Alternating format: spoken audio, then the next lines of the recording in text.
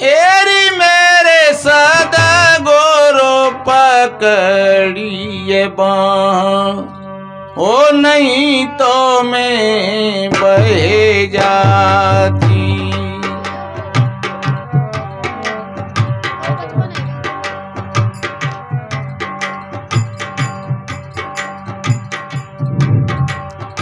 वो बहन कह रही, हाँ कर्म जाल में उलझ के मैं आन पड़ी भवधार। कर्म जाल में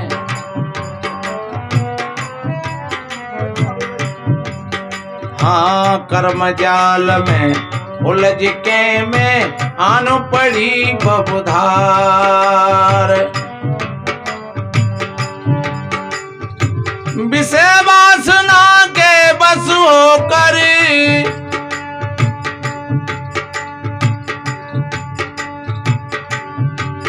हो, विषय वासना के बस होकर एरी मैंने भोगे दुख अपार। हृदय में मैं तो यह कोलाती,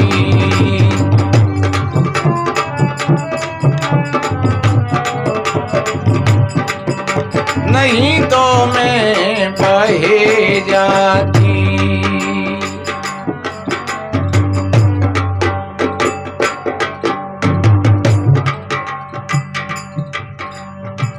ऐसा कहा भी है, भागा भागा जा रहा लोक वेद के साथ और आगे से सदगुरु मिले दीपक लेकर हाथ। सज्जनों, बिना सतगुरु के ज्ञान के ये शास्त्र भाषा भी हमारी समझ में नहीं आती है। और ऐसा रामायण में एक चौपाई में बताया है,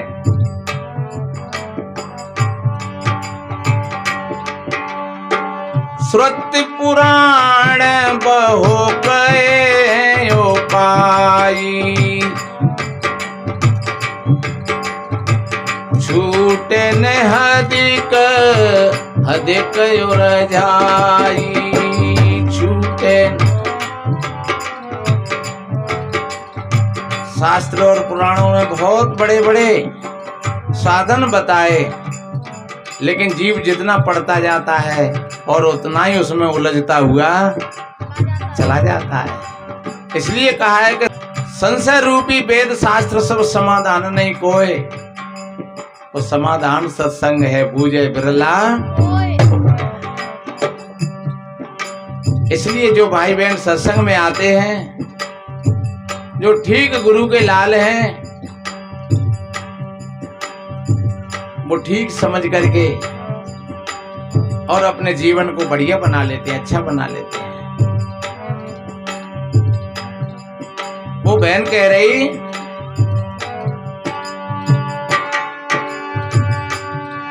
हो विषय जाल में भरमत डोली,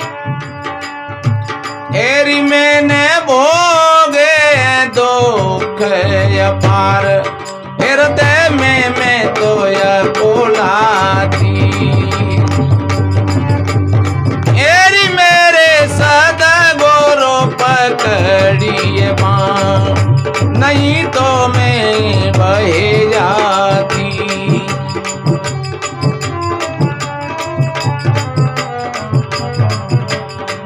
ओ नहीं तो मैं बहे जाती।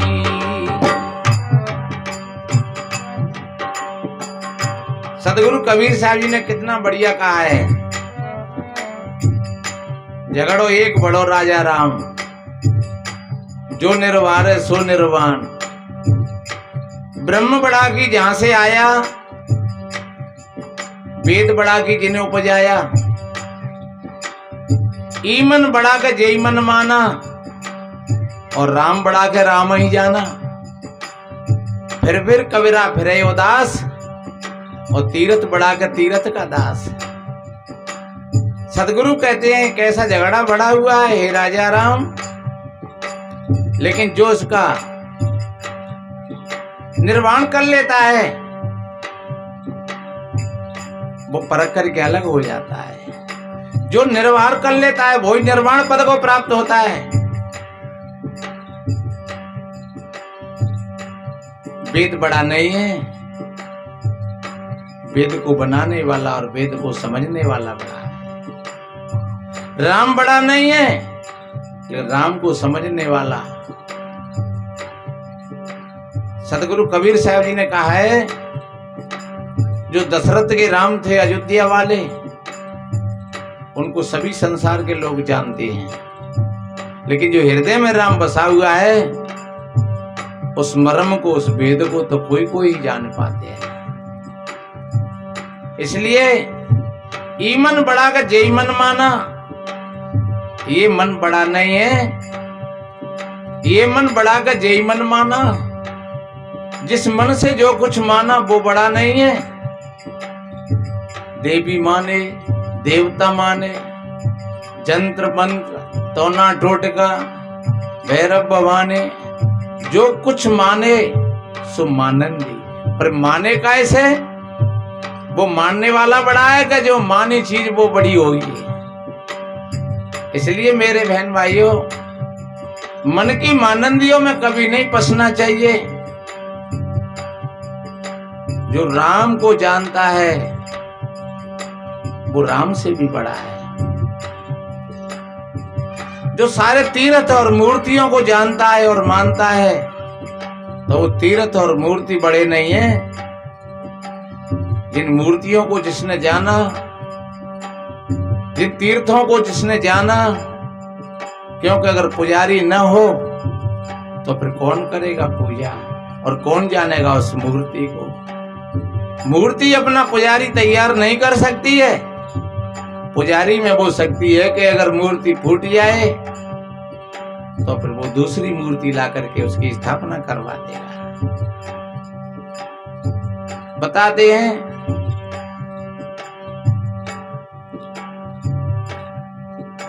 एक राजा के यहां कोई 3 मूर्ति लाया बढ़िया, और मूर्ति एक से एक सुंदर थी।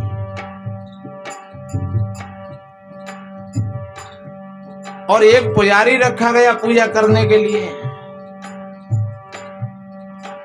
होनहार की बात, पूजा करते समय कोई गलती हो गई पुजारी से, तो वो मूर्ति टूट गई। सभी गांव के लोगों ने हंगामा बोल दिया और राजा के पास जाकर के कहा, महाराज इस पुजारी ने मूर्ति को तोड़ दिया और इस गलती का परिणाम इसको फांसी लगनी चाहिए।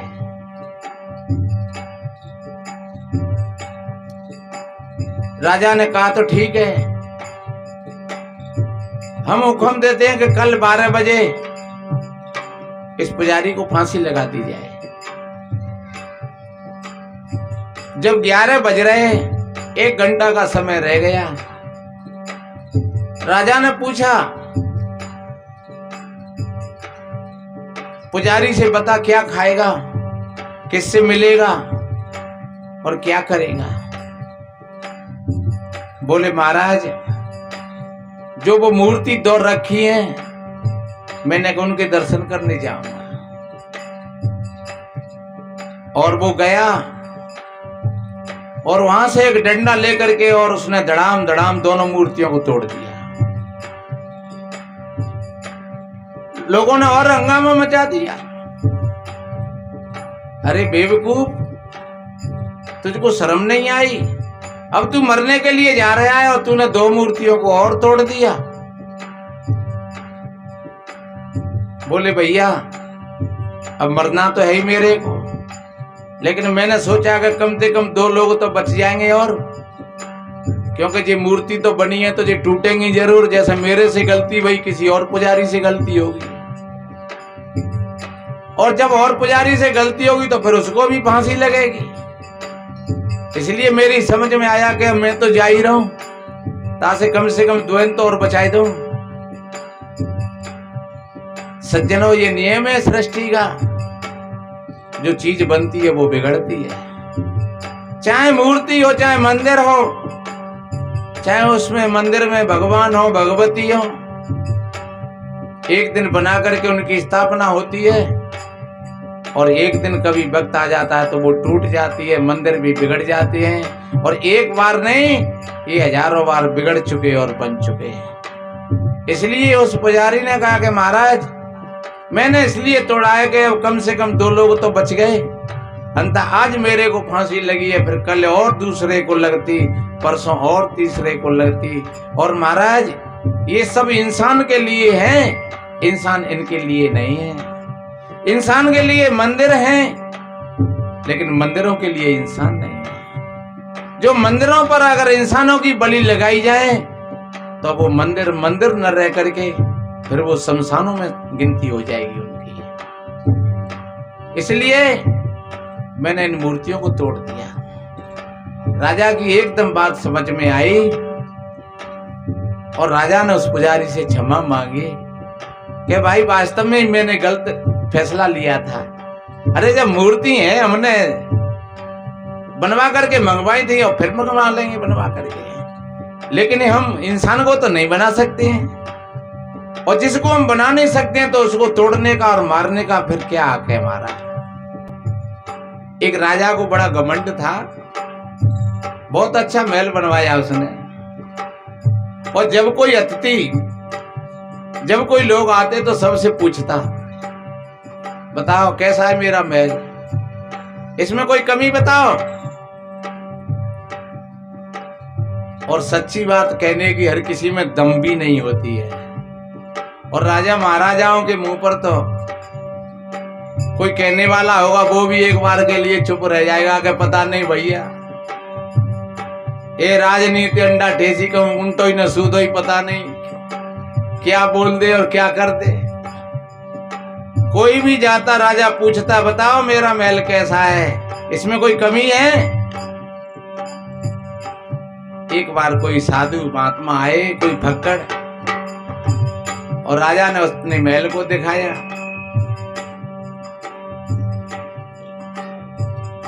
राजा ने पूछा, बताओ महात्मा जी, मेरा महल कैसा बना हुआ है,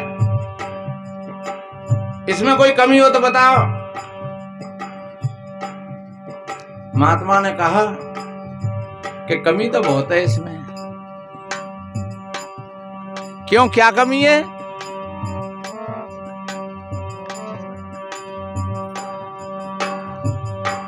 बताओ बताओ क्या कमी है? कि ये कमी है कि एक दिन इस मकान को, इस महल को बनाने वाला नहीं रहेगा और एक दिन ये महल भी नहीं रहेगा।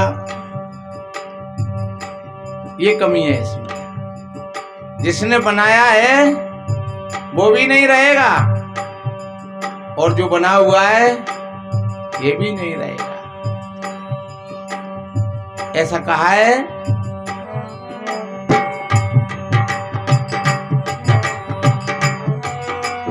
जय मंदिर 9 बजे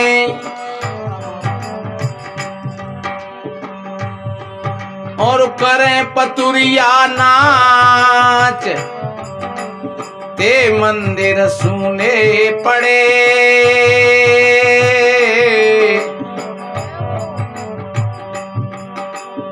बैठे पंछी बाज।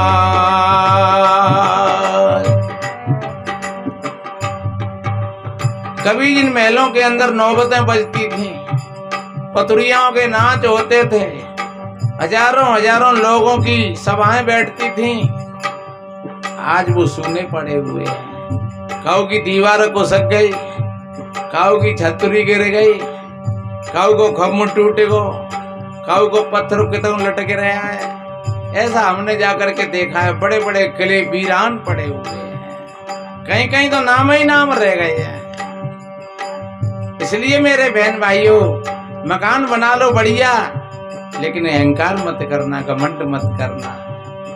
बेटी बेटा हैं, पढ़ गए, नौकरी से लग गए, बहुत अच्छी बात है, लेकिन घमंड मत करना, अहंकार मत करना। क्यों? देखिए उस बहन ने कैसा अच्छा कहा। माता पिता धन धाम नार सुत लोक कुटुंब परिवार। अंत समय इस लोक में मेरे अरे कोई न आवे काम, बंदो बेटा नाती।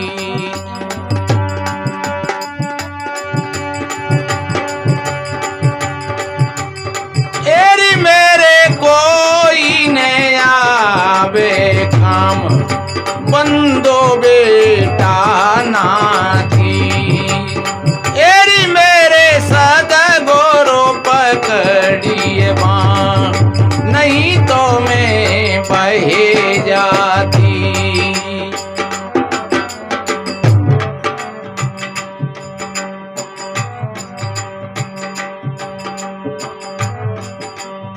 सदगुरु के उपदेश की रे भनक पड़ी मेरे कान। थोड़ी सी भनक पड़ी, मेरे कानों में आवाज गई कि भैया मान सिंह,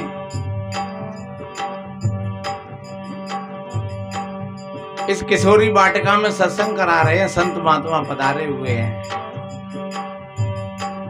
दो शब्द मिल गए सुनने के लिए। आप सोच रहे होंगे दो शब्दों से क्या हो जाएगा। मैं निवेदन करूं, दूध में जामन कितना होता है? 10 किलो दूध में क्या 10 किलो जामन लगेगा? 10 बूंद, 5 बूंद, और 5 बूंद ही वो दूध की दशा को बदल देती हैं। और वो दूध दूध न रह करके और फिर दही बन जाता है। तो सज्जनों, बीज तो बीज ही होता है, और सदगुरु का जो ज्ञान है वो बीज मात्र है।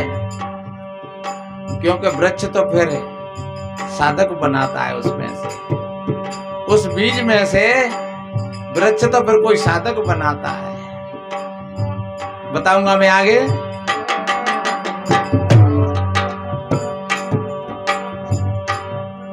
हाँ, सदगुरु के उपदेश की रे भनक पड़ी मेरे कान। उदय हुआ विज्ञान हृदय में, एरी मेरो नाश भयो वे अभिमान।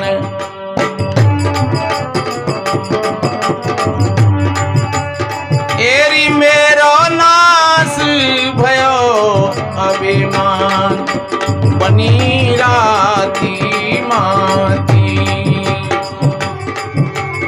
एरी मेरे सदगुरु पकड़िए बाँ, नहीं तो मैं बहे जाती।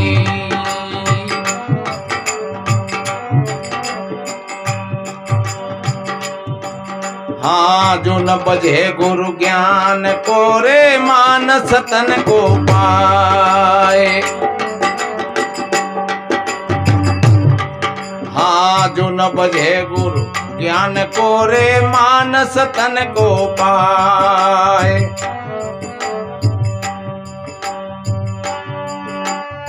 पाप कर्म से पीड़ित होकर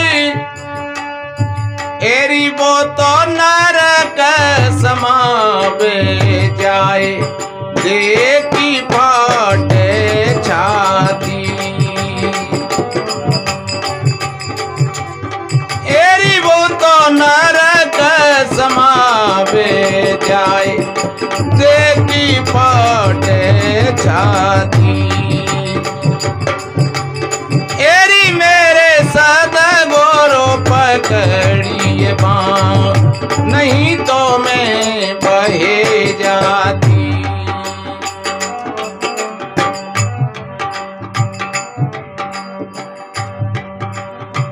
कर जोड़े धर्मिनी कहे रे करुणा सिंधु कबीर।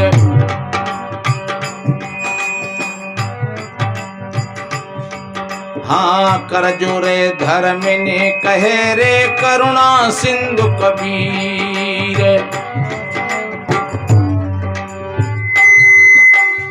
संतन होते जगत में को हर तो भव पीर, तबई तो मैं गुण गाती।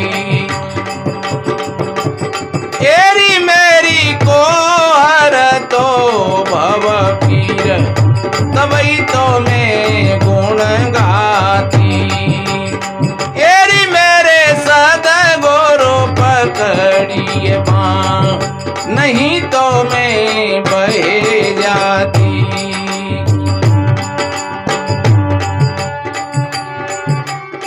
एरी मेरे सद गोरो पकड़िए बाँ, नहीं तो मैं बहे जाती।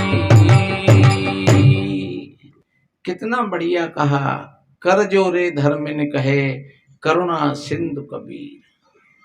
और संतन होते जगत में तो को हर दो भवबीर। ऐसा कहा है, आग लगी संसार में झरझर गिरते अंगार, और जो नहीं होते संत जन तो झर मरता संसार। संतों की वाणी में वो शक्ति होती है। और वास्तव में कैसा भी व्यक्ति हो, जिसका संतों की वाणी में चित्त लग जाता है, तो संसार के दुख उनको व्याप्त नहीं होते हैं। जो ये भाई सत्संग करा रहे हैं यहाँ, बड़े भाई महेंद्र सिंह हैं, प्रताप हैं, जय सिंह हैं, मान सिंह हैं, संजय हैं, इनके जो माता पिता थे बड़ी सत्संग में, उनका ऐसा बढ़िया लक्ष्य जुड़ा पीछे पीछे सत्संग में कि कभी थोड़ी सी तकलीफ होती तब तो फिर वो कहते कि ने संत महात्माओं को बुला लो। और अपने टैप में वो कैसेट, तब जी मोबाइल नहीं थे ऐसे, तो वो कि भैया वो कैसेट लगा करके रख दियो, और बड़ी शांत प्रियता के साथ सुनते रहते हैं।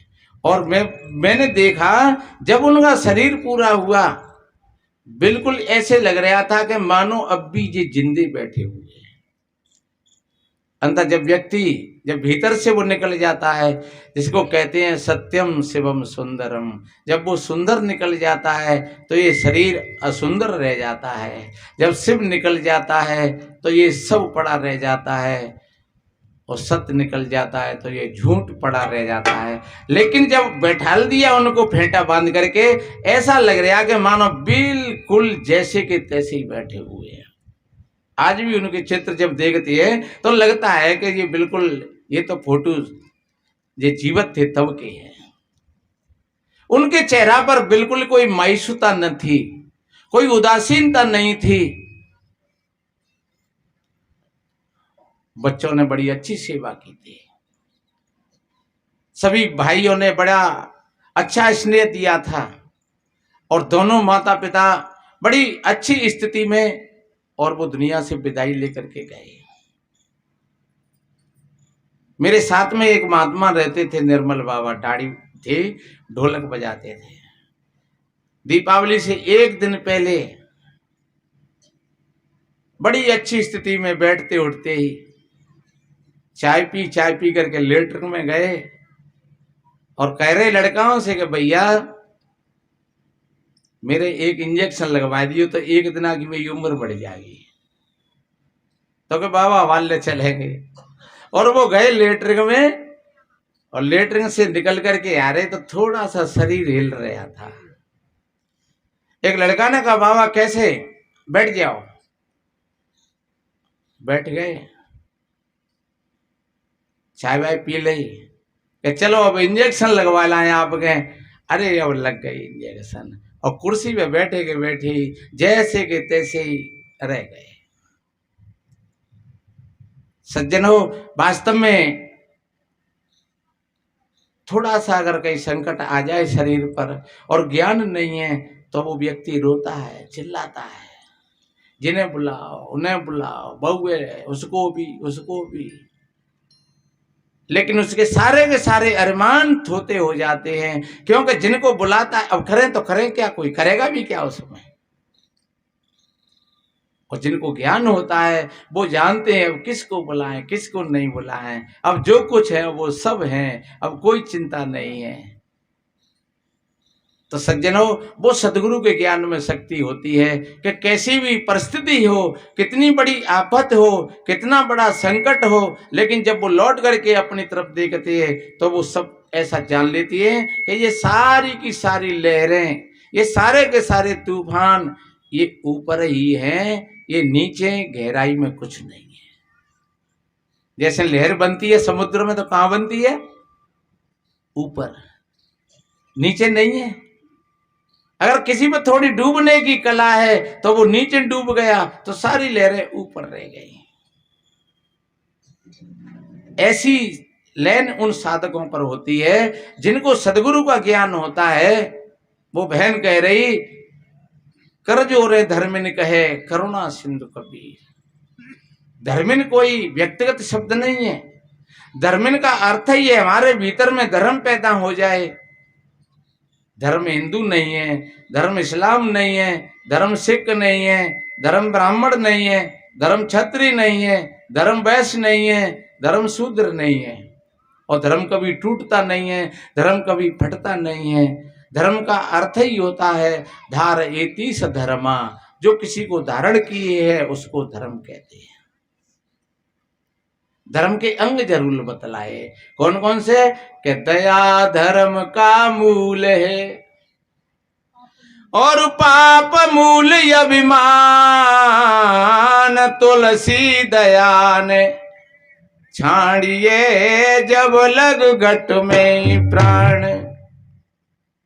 दया धर्म का मूल है, अहिंसा परमो धर्म। सज्जनों, ये जो जितने जो सद्गुण हैं वो सब धर्म के अंग हैं। चाहे वो दया हो, चाहे क्षमा हो, चाहे शांति हो, चाहे विवेक हो, जितने जो धर्म के अंग हैं सबको मिला करके हम धर्म कहते हैं। तो जो भाई बहन ठीक तरीका से जिनके भीतर में धर्म पैदा हो जाता है, सज्जनों, बस वही धर्मात्मा होते हैं। कोई तिलक लगा करके नहीं, कोई कंठी जनेऊ पहन करके नहीं, कोई जटाजूट रखा करके नहीं, कोई लाल पीले सफेद कपड़ा पहन करके नहीं, कोई किसी मंदिर मस्जिद का पुजारी बन करके नहीं। धर्म का तो अर्थ ही होता है जिसके भीतर में धर्म का अस्तित्व जागृत हो गया।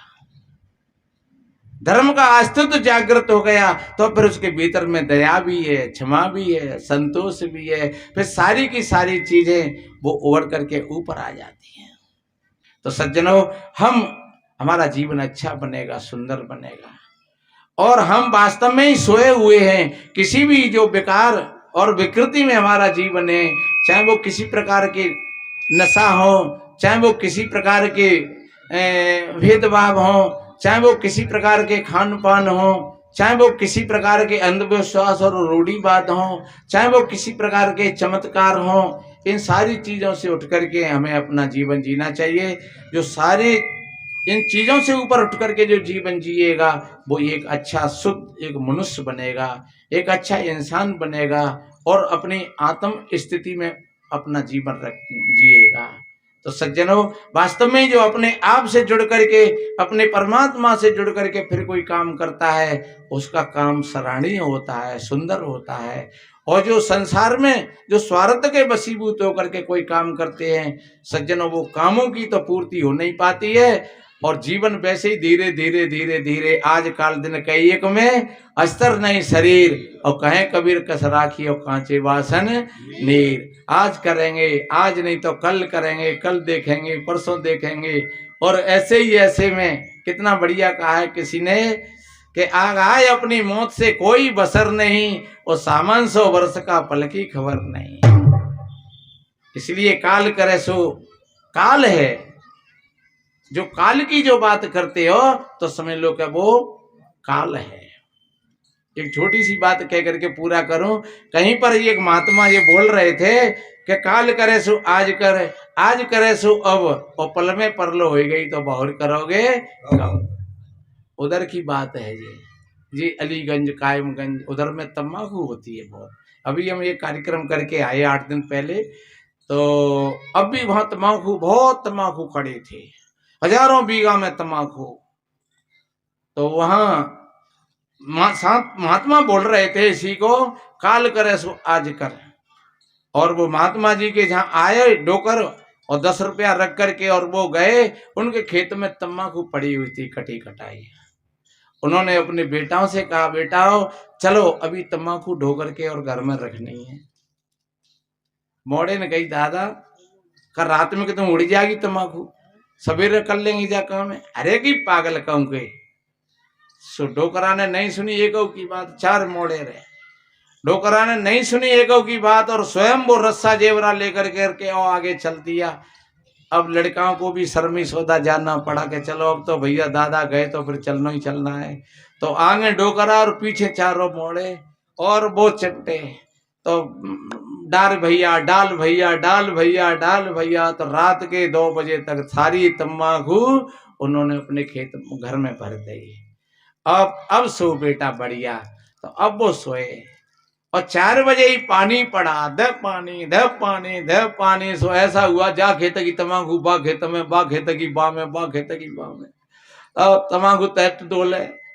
अब सवेरे ही लोग किसान देख रहे अपने अपने खेतन से, बा खेत की बा में, बा खेत की बा में। तो मिल गया मामला। एक बागे छोटे भैया ने कही, रे भैया तुम सो रहे हो, देख तो कहा है वो का जलमई खेत भरे और तम्बाकू सब भैत डोल रही है। बा ने कही, भैया बह रही होंगी ताकि बह रही होंगी, हम तो कही जी भरी है हमारी तो पूरी घर में। अरे कि तैने कब भरवाई दी? अरे कि हम कल सत्संग में गए और वहां महात्मा बोल रहा था कि काल करे सो आज कर, आज करे सो अब, और पल में परलो हो गई तो बहुर करोगे कब? तो हम तो भैया मोड़े थे कही और लेकर के रस्सा और चल दिए। लड़के तो हमारे थोड़ा कड़मड़ कर रहे थे, लेकिन हम चले गए तो फिर बच्चे भी पीछे हो लिए। तो हमने रात 2 बजे तक सारी तम्बाकू खेत में ढोकर के भर दी। बाने की भैया तो सत्संग फलेगो तो क्या बाबरे संतों के पास में जाकर के यही तो बातें मिलती हैं और क्या होता है। अरे हम 10 रुपया दे आए, लेकिन हमें ऐसी बात मिली कि देखो आज हमने वो तम्बाकू अपने घर में भर दी। तो हम तो सभी भाई बहनों से निवेदन करते हैं कि काल करे सो आज कर, और आज करे सो अब, और पल में परलो हो गई तो फिर बहुर करोगे कब? कोई भी गंदी आदत अगर हमारे भीतर में है तो इसी पावन प्रांगण में हम उसका त्याग करके जाएं। तो ये दिन तुमको याद रहेगा कि उस दिन हम सत्संग में गए भैया मान सिंह के गार्डन में, किशोरी वाटिका में, और धौलपुर से महात्मा आए थे। उनको सत्संग सुन करके और हमें ऐसा लगा तो आज हमने इस गंदी आदत का त्याग कर दिया। तो चाहे कौन सी भी गंदी आदत हो तो आप त्याग करेंगे।